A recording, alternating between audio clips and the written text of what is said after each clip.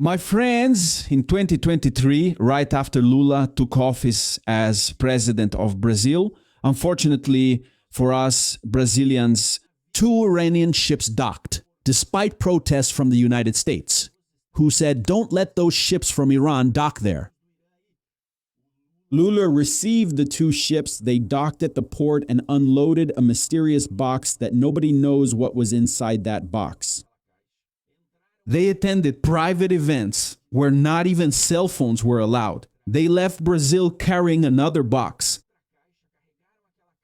They loaded that mysterious box onto the ships and left. At another time, Russian military planes landed in Brasilia. They unloaded things, loaded things, and left, making direct stops in Venezuela and Cuba. Months later, Iran begins to attack Israel and its allies through proxy forces. The United States joins the operation, attacks Iran for the first time, attacks Iran for the second time. Lula is urgently called to the White House with a nuclear partnership program between Brazil, Iran, and Russia.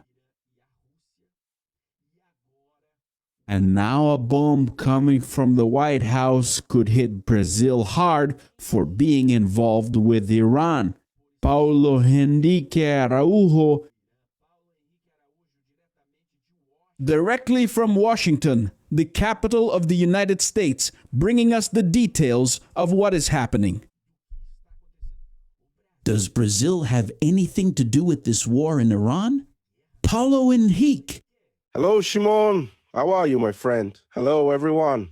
And look, it does. And this might come as a consequence on Monday. Wow, maybe Monday will be D-Day for Brazil. Why, folks? The United States of America, as we know, in the midst of everything that Shimon mentioned, is at war, right, with Iran. And now there's a big question here about launching another strong attack, or dealing with the issue by imposing more sanctions. President Donald Trump said he will impose very harsh sanctions, not only on Iran, but also in the form of secondary sanctions. And what does that mean? It means he will impose secondary sanctions on countries that do business with the Ayatollah's regime. And we already have a date, Monday, which will be around the 22nd, 23rd, or 24th of August. On August 24th, according to the U.S. Treasury Secretary, it will be the largest sanctions package in history ever imposed by the United States on another nation. And now we have many points that pick up on what Donald Trump posted on his social media, making things even more intriguing. Why? What do we have in the middle of all this, folks? Brazil. There are several countries that would be in the sights of the United States, but let's focus on what concerns us. And the funniest thing, if you can find anything funny in all this, Shimon, is that Brazil could face sanctions because of Dilma Rousseff. That's right, my friend. Man, look. That was unexpected, huh? I wasn't expecting it. Although we got some news last week about Dilma Rousseff, but I wasn't expecting you to bring this woman up now. So what's up? Yeah. So what happens? Dilma, precisely because of that meeting last week, where she sat down with the people from the Central Bank of Iran, she who is the president of the BRICS Bank, and openly talked about investments inside Iran. She openly talked about doing business with Iran in local currencies, among many other points. And she praised, right, the Ayatollah's dictatorship and more. Brazil is one of the founders and signatories of the BRICS Bank. And Brazil is one of the founders and signatories of the BRICS Bank. Billions in investments inside the BRICS Bank. And what happens? Brazilian money would be used in these lines of credit, possible lines of credit, for Iran. So Brazil would be directly involved in the secondary sanctions from the U.S. Treasury Department, my friends. And what does that mean? That the United States can apply sanctions at whatever percentage they want, pretty much, on top of the 37.5 that already exist. And now we have to look at the history. You made a very important introduction, Shimon, talking about the history of this Lula government that involves Iran. And it's worth remembering that this ship that docked there in Rio de Janeiro at the time, I was the journalist who broke the news about this ship's scheduled entry into Brazil, right? And this was being discussed in the international media. But in Brazil, it wasn't being talked about. I broke this news story almost 20 days in advance. And what happened? This ship, it's a warship. It's a ship adapted to carry helicopters. And then, with the consent of China, which was controlling both ports, of the Panama Canal, this ship passed through. It was the first Iranian military vessel to pass through the Panama Canal in history. And that obviously prompted Donald Trump, as soon as he returned to the presidency, to move to resolve the Panama Canal issue and get the Chinese out of there, which is causing a very big mess. So, in the middle of all this, we also had the BRICS meeting last year, also in the city of Rio de Janeiro. And in that meeting, Lula once again talked about doing business outside the dollar system. Lula talked about strengthening BRICS even to fulfill Vladimir Putin's dream of turning BRICS into a kind of NATO. Okay? Just so we have an idea here. And during that meeting, Donald Trump made several posts on his social network, Truth, where he addressed the key points that involved the meeting. In other words, he took away all the attention from the meeting and brought it to himself. And at that time, there was even talk about creating a common BRICS currency. In other words, Brazil would be relying on a currency that would be common among Brazil, China, Russia, Iran. Okay? Belarus, South Africa, quite a lively little group to be part of, you know? And you know what happened? Trump went after it at the time, and all the countries backed down. And everyone backed down, putting on Lula. That's right. They including Russia. Russia said, no, we're not thinking about that. That was a proposal that came from Brazil. That was a proposal that came from the president of Brazil. But we're not thinking about that. We're not moving forward in that direction. That's right, my friend. Neither China nor Russia have challenged the United States of America economically in that sense. But Lula, with his endless rhetoric about sovereignty, who thinks that this doesn't bring any problems to Brazil, keeps going down this path, Shimon. And now, starting Monday, if Brazil doesn't fix things quickly, the situation could get much worse. And then Brazil has a big dependency that's concerning. Brazil, would it be able to produce its own fertilizers? But due to the left's own agendas, especially regarding indigenous land issues, Brazil can't access the minerals needed to produce its own fertilizers. Which two countries sell the most potassium to Brazil for fertilizer production? Russia and Iran. Well, my friend, look, Ludias, the processes that are ongoing against Lula's side, the international situation is getting more and more complicated, you know? That's right. And there are two issues, right? First, our legislation is completely stuck, as you just brilliantly pointed out for us. And the will, right? Lula doesn't have the will to solve this issue, to make Brazil independent. On the contrary, agribusiness has never been a priority for the current Lula government. Yeah, so that's it. Once again, we're in the crosshairs for no reason. There's no reason for us to be in the crosshairs. The bank issue, right? This BRICS bank issue is a ridiculous thing that Dilma is doing. But today, Brazil is driven by left-wing ideology, right? By the ideology of aligning Brazil with these dictatorships. Because by aligning Brazil with these dictatorships, the left, I don't know, They've created a parallel reality where they imagine that by siding with Russia, China, and Iran, they don't have to answer to the United States. And we're seeing the exact opposite happening, right? The more Lula throws Brazil into the arms of Iran, for example, the more the American government puts pressure on Brazil. And then the question is, how long can Brazil withstand this fight, this Cold War with the United States, which is already ceasing to be a Cold War, right? Because those actions are already underway. Everyone is seeing what's happening. How long will they be able to stay alive or stay in office? Right? Because Brazil is still a booming economy, even though we're broke. But a lot of people make money in Brazil. And you don't make money in a sanctioned country, right? You lose money. Especially the Brazilian system, which has always been so tied to the United States.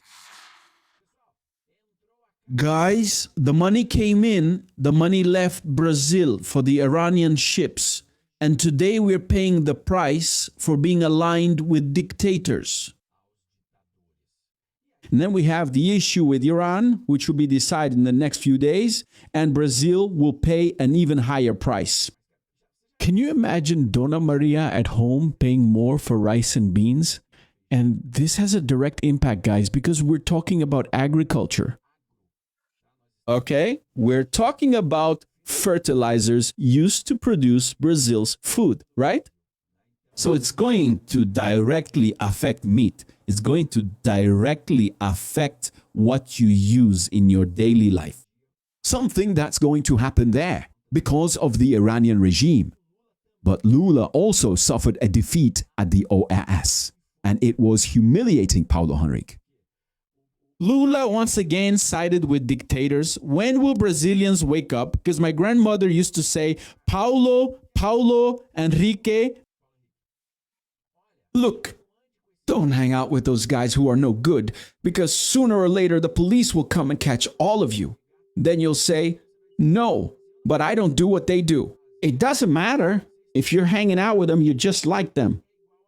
In geopolitics, it's the same thing, right? When you defend a dictator, when you hang out with a dictator, you have ulterior motives to defend them. Why would Brazil defend the dictator of Nicaragua, Paulo Henrique? That's right, my friends. And the situation is complicated, you see, Simão, because this was Brazil's second attempt. In the first one, they actually managed to pull it off, okay? In defending him, what's going on? We had Daniel Ortega openly announcing that there would be no more elections in Nicaragua because the elections were being used for the opposition to take power. Then you think, but isn't that what elections are for? Whoever wins the election gets to stay in power for a set period. There's a rotation, but according to Daniel Ortega, that's a coup. Why? If he's not the ruler, right? Then that's a coup. That's what relative democracy is, right? So what's happening then, Simo, in the middle of all this? The United States Secretary of State, Marco Rubio, the country's top diplomat. He spoke when public said, this is not going to stay this way. We will, yes. Right, do something. And the forum for this is the OAS. The United States presented a motion. Brazil voted against it about 3 weeks ago. And then there wasn't much support. The United States went back, made changes to the document, and this time managed to get the support of several countries. Argentina, Costa Rica, Paraguay, Colombia, Chile. And once again, in the plenary, Brazil voted against it. Brazil even said, look, no, really, there is an internal matter in Nicaragua. But that's not a problem for other countries. Nicaragua has to resolve this internally because what is the argument of the American government? That this action by Daniel Ortega, besides being an anti-democratic problem, will destabilize the entire internal structure.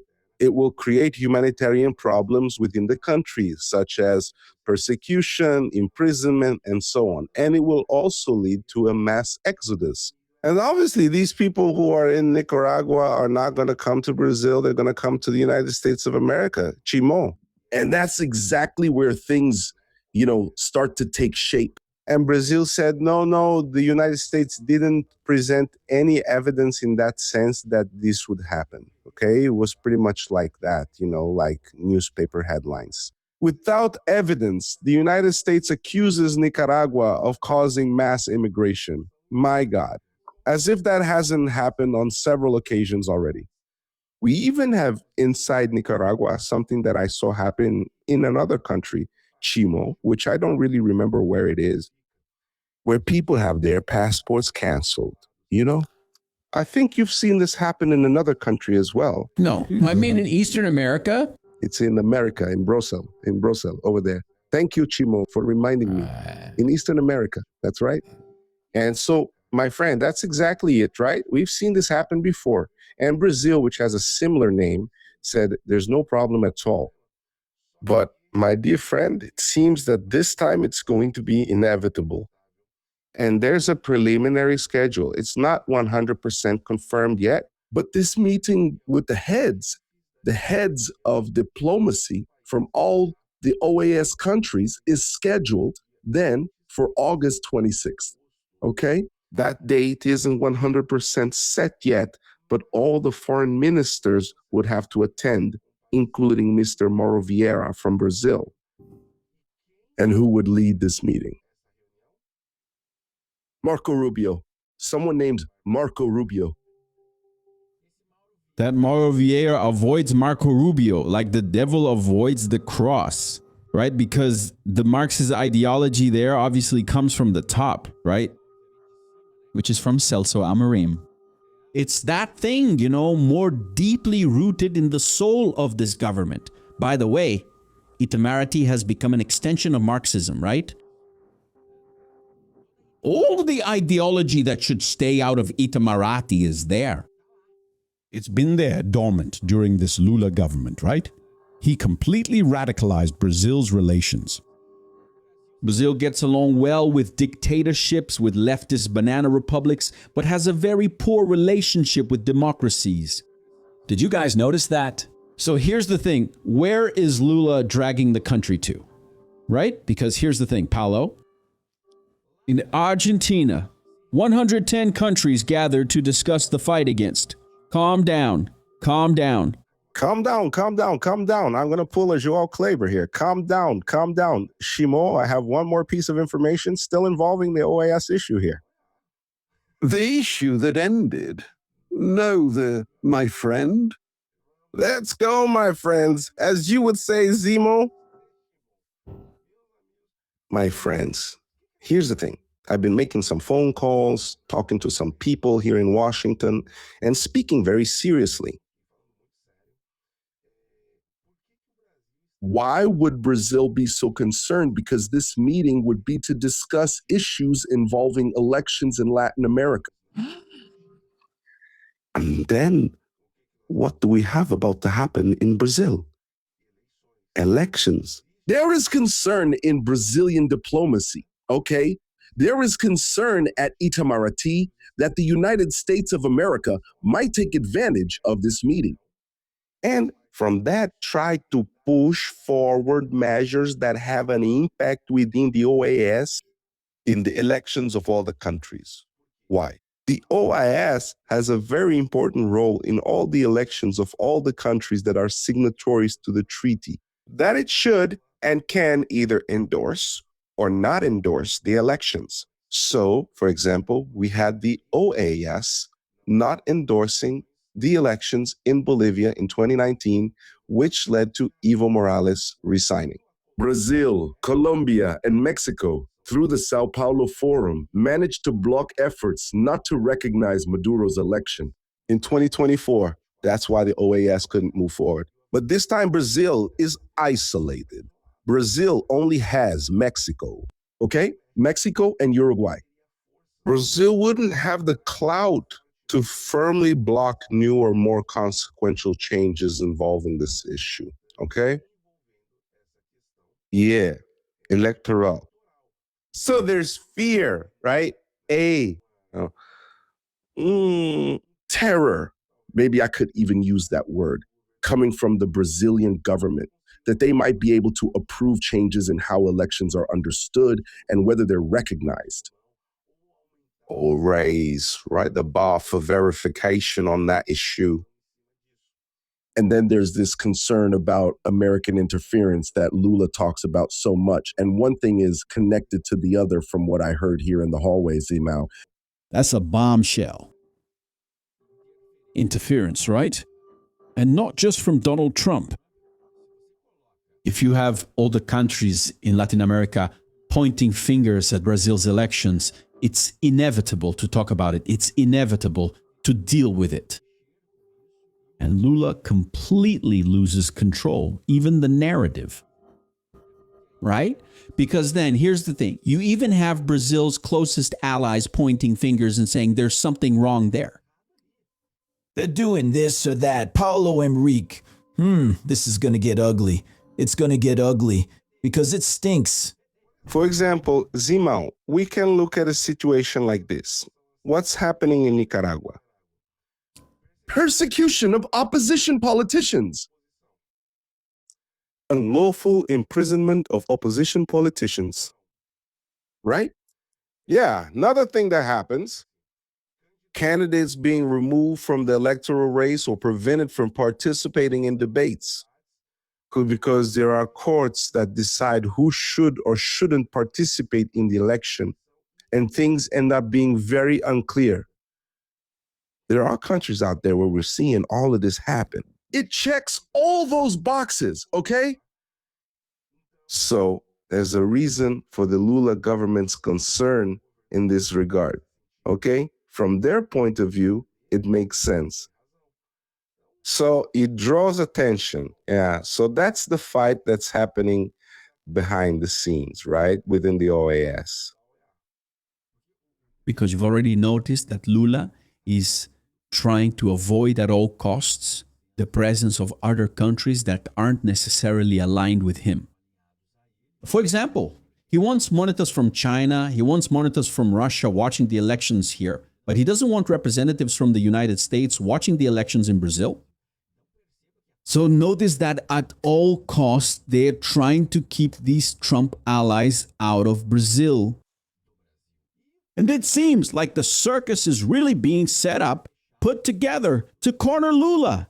Did you like this information? Did you like this news? I know you liked it because a lot of people keep pressuring me, but Shimao, nothing happens. You just keep talking. Moraes isn't arrested. Lula isn't arrested. Calm down. Calm down. Calm down. These things don't happen overnight. But we don't have time to teach you geopolitics since you haven't studied it in the past few years of your life, right? But it takes time. It takes time. Look at all these actions happening right next to Brazil that are backing Lula into a corner, right? But calm down. Hey, do you want this content to reach more people? Because Brazilians need it. Brazilians who are in Lula's bubble, they need to know about all this. Jornal Nacional doesn't talk about this, and Fantástico even less. Fantástico only talks about China 24 hours a day, saying how wonderful China is. No, guys. Hey, support us. Here are the details, okay? Support us here so this video can reach more people. You can use super thanks, super like, which are down below, or the numbers that are showing up here on the screen to sponsor this episode exclusively with Paulo Nergaraujo. Subscribe to the channel, turn on the notification bell, and leave a like because it's a lot of work to bring him here every week. Hey! What's up, Paulo Henrique? We had a meeting with 110 countries to fight drug trafficking there in Argentina, an event coordinated by the United States. And who wasn't there? Paulo Henrique Araujo. Let's see if you can guess. Let's see if you know what's happening in the world. That's right, my friend. That's right. Look, Argentina, together with the United States of America, hosted this meeting to fight international drug trafficking, which was kept pretty well hidden, right? In Brazil, only we at PH Fox did the work to send it along with my friend Ivan Kliber, our correspondent. We sent our correspondent, his name is Iliel Felipe, to Buenos Aires. He covered this extensively. And this meeting is precisely aimed at discussing ways to address the problems with all the heads of security. And we had official groups there. The DEE, or LADEA. Later, as people say in Latin America, was leading all the efforts of this meeting. And we had high-level official delegations, even from Mexico. In fact, the representative from Mexico was highly praised at the meeting, Gimon. In the midst of all this, we had all the countries that are part of the Shield of the Americas sending high-level delegations.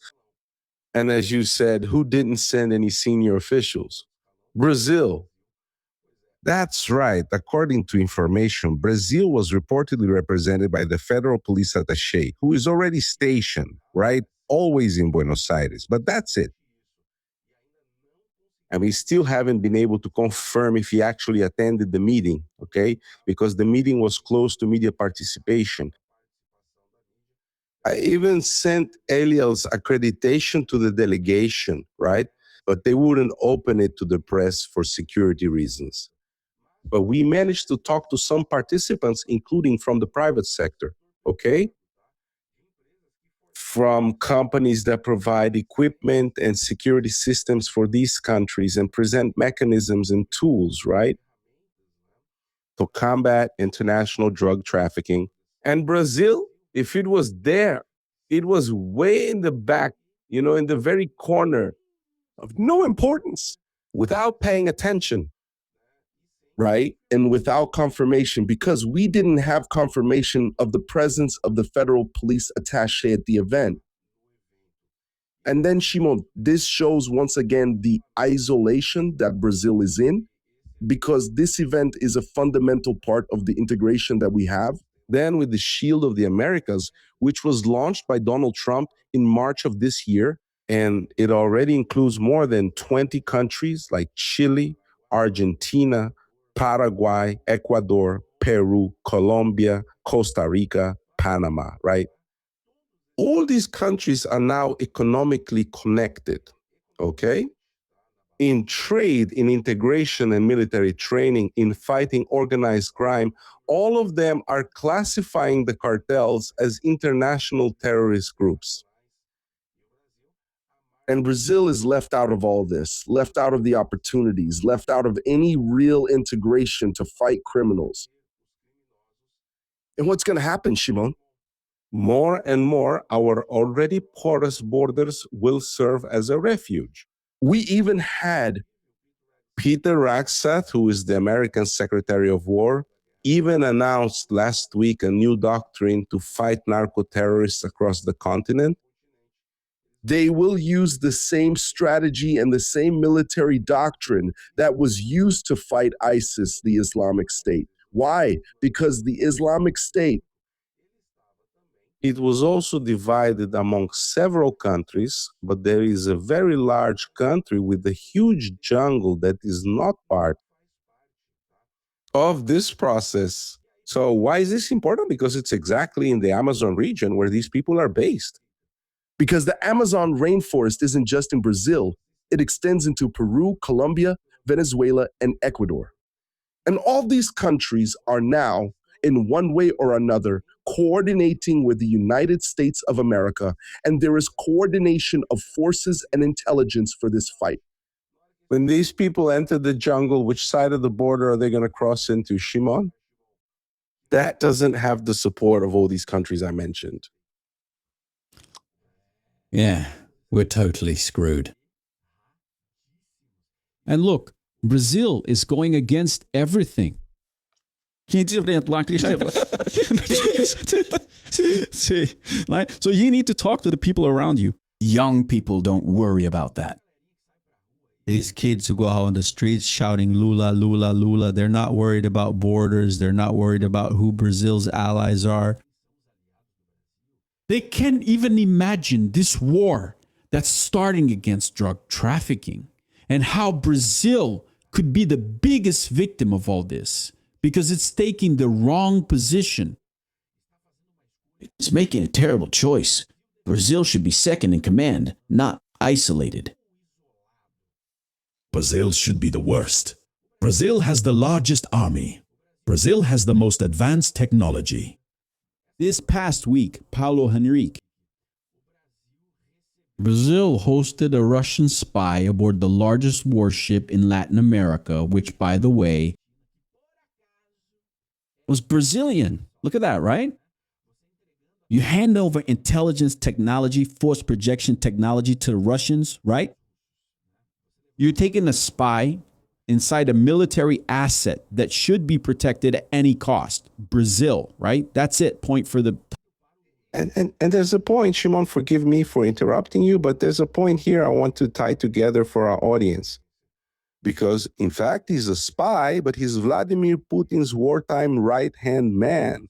He's one of the top military operators, a friend from the KGB days, and he's considered Putin's right-hand man alongside Sergei Lavrov, who is the Russian foreign minister. So if we have Putin's left-hand man and right-hand man, Nikolai Patrushev, who was in Brazil, and Sergei Lavrov, who has already arrived in Brazil wearing summer clothes. Okay, he has already landed in Brazil with a 5-ton cargo on a plane that stayed hidden in a hangar in Brasilia for days.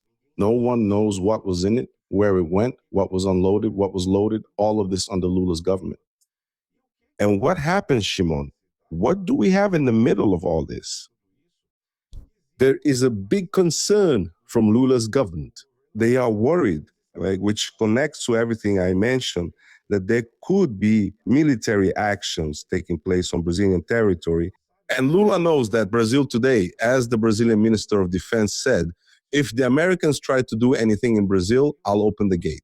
Because there's no money for anything. There's no way to defend themselves. There's not even money to fix the gate afterwards. Okay? That's what the Brazilian Minister of Defense said. Many of my friends saw it. And so Brazil is looking for partners to show its potential. No, look here, we have, military support from Russia, which is having problems with Ukraine, which is, in a semi-bankrupt state. So Lula seems like he's in Narnia. It's like that. It's hard for us to explain, Shimon, the size of the hole we're in here in Brazil, my friend. The situation is very critical, and people often believe, and I say this here to alert our audience, that what matters here in Brazil is the economy. Of course it's important. Is it public safety? Of course it's important. But folks, pay attention. The world is going through the biggest change since the fall of the Berlin Wall and the collapse of the Soviet Union. A new global order is being formed right now. Right now, a Cold War is getting hotter than ever in several places around the world, and Brazil is siding with the rotten side of history. By siding with dictatorships, Brazil is increasingly integrating with the worst elements on the planet. And this is going to come at a very heavy price, in a very heavy way. And maybe, Shimon, I'm not an alarmist, but you follow my work, right? That's why we're close, my friend. I'm not an alarmist, but I say this here without fear of being wrong. If Lula is reelected, my friends, Brazil won't recover for the next 20 or 30 years, if at all, because the change won't be just internal. People aren't understanding this. External factors will be decisive. The world is positioning itself in blocks right now. And Lula's side, the side Lula is choosing, is the anti-West, anti-our civilization side against everything. Brazil is positioning itself against Europe. Brazil is positioning itself against its Latin American neighbors, against the United States, against Israel, right? It's aligning itself with Belarus. We saw Lukashenko a few months ago gave an interview saying, "We are very worried if Lula is not re-elected, with Putin, a bloodthirsty dictator. Xi Jinping, the Chinese communist dictator. Oh, but China isn't communist. Only in your head it's not, because you only watch propaganda from Bandeirantes and Globo, who get money from China. China has internal migration control. For example, anyone who has watched the Hunger Games, Simão, I don't know if you've seen it, there's a rebellion by the districts there, right? Which are 12 districts that happens inside China. In China, you can't, in many places, have a picture of our Lord Jesus Christ, for example, in your living room, or of whatever religion you follow. No, you can't. You have to have a picture of the great party leader, Xi Jinping, right? You have social control. You have a scoring system. Look at what GovBR is doing. Look at how they're integrating PICs with China. Look at the Chinese workers coming to Brazil to whip people. These are other cases already. Okay, Shimon, there are already new cases coming to light of physical punishments being applied in Brazil. Lula, the father of the poor, the union leader who fought for workers' rights, hasn't made a single statement about this. He hasn't said a word. So, Shimon, I'm here, right? Even moving towards the end of our program. I'll say it openly. Only the Brazilians wake up to what's happening in the world and develop a sense of urgency. But really, this was urgent yesterday. Or you won't even notice what ran you over. Because if you in Brazil don't understand, and sorry for being so emphatic here, what's at stake in the world right now and where Brazil is being dragged, I